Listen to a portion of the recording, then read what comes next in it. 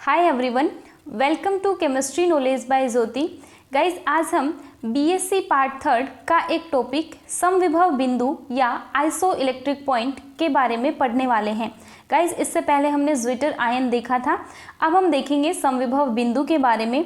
Guys, इससे पहले मैं आपको बता दूं कि जब हम सिंपल किसी भी इस प्रकार के सिस्टम की बात करते हैं कि हमने कोई सॉल्यूशन डाला हुआ है, उसमें कैथोड और एनोड दोनों टाइप के यहाँ पे हमने इलेक्ट्रोड रखे हुए हैं। एनोड पे देखना हमने पॉजिटिव चार्ज दिखाया है, कैथोड पे हमने नेगेटिव चार्ज दिखाया है।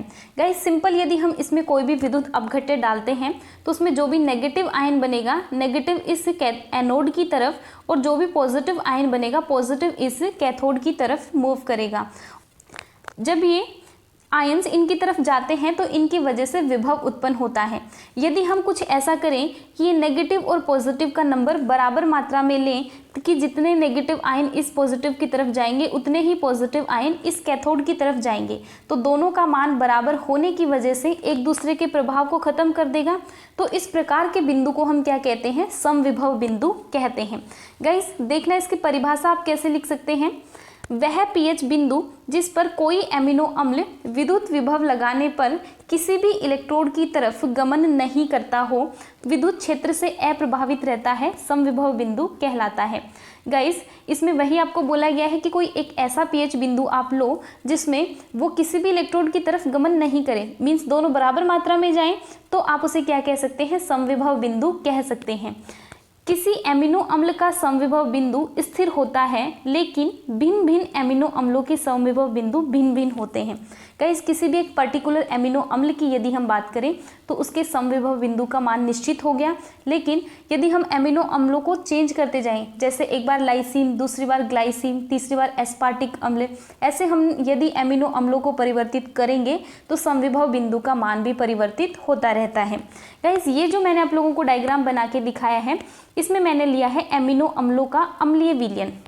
अम्लीय विलयन का मतलब ये हो गया कि यदि हमने ये जो विलयन बनाया हुआ है इसमें से हमें क्या मिलने वाला है? यहाँ से H+ आयन मिल सकता है, या फिर आप ये बोलो कि यहाँ पे NH3+ बना हुआ है तो दोनों ही H+ आयन दे सकते हैं, तो हम उसे क्या कहने वाले हैं? एमिनो अम्लों का अम्लीय विलयन कहने वाले हैं।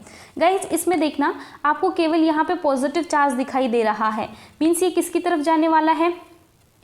इस कैथोड की तरफ जाएगा।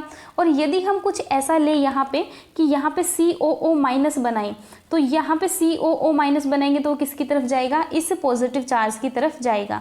ये एक तरह से आपको समझाने के लिए डायग्राम बनाया गया है, बाकी इस डायग्राम का कोई मतलब नहीं है। आप सिर्फ सिंपल इतना समझ लेना कि जितने आयंस इसकी तरफ जाते हैं उतने ही आयंस इसकी तरफ यदि जाएंगे तो दोनों के विभव का मान कितना आने वाला है? समान आने वाला है। और यदि दोनों के विभव का मान समान आता है तो हम उसे समविभव बिंदु कह सकते हैं।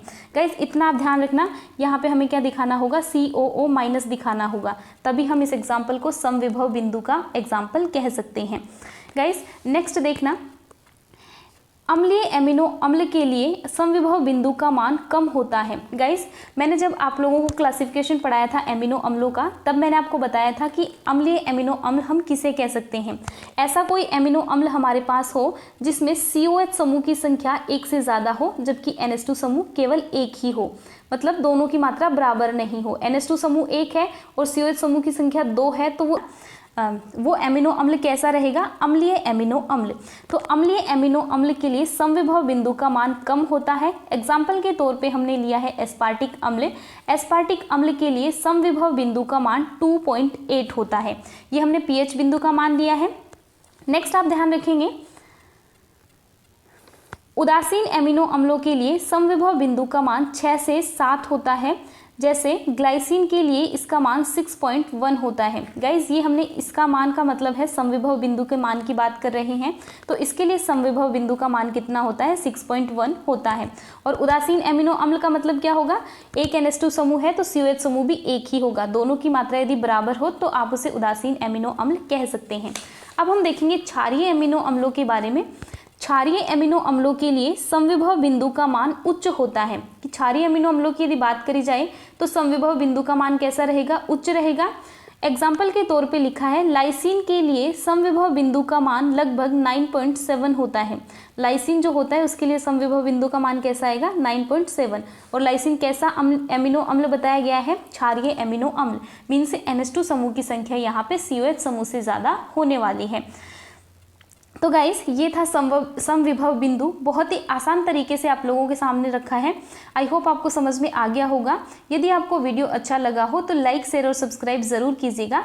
Thank you so much for watching.